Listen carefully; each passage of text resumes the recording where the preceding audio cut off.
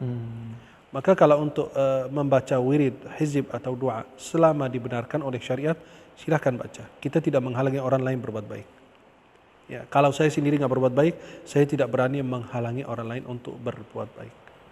Jadi sebenarnya hukum doa itu kan tidak qat'i ya, dalam artian doa itu harus seperti ini, seperti itu. Afdalnya dari Quran dan hadis, doa Rasulullah SAW.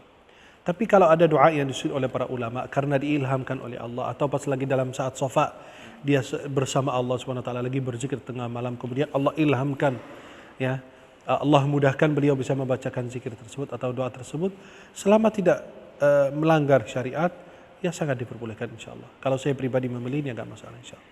Seperti sholawat dan lain.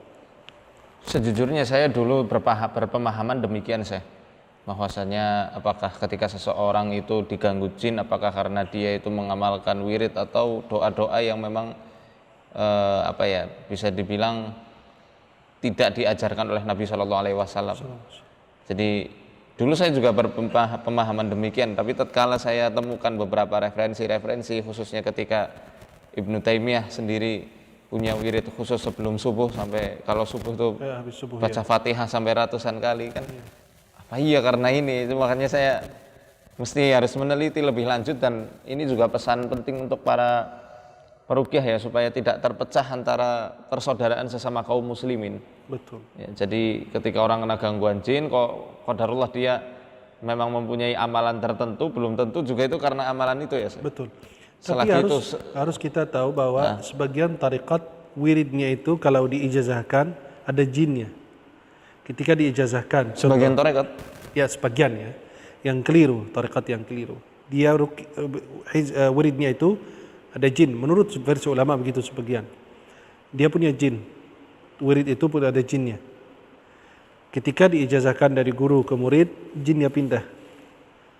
Nah, terus diijazahkan lagi, pindah lagi, dan seterusnya. Itu menurut versi sebagian ulama. Ada contohnya tidak sih? Wiridnya bagaimana? Saya tidak memberikan contoh, tapi menurut mereka itu wiridnya doanya banyak kekeliruan. Banyak perlindungan kepada makhluk-makhluk yang gaib dan lain.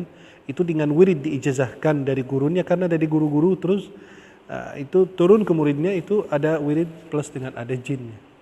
Oh, maka sampai dia punya amalan atau punya tindakan atau kelakuan yang orang mengira itu adalah karamah.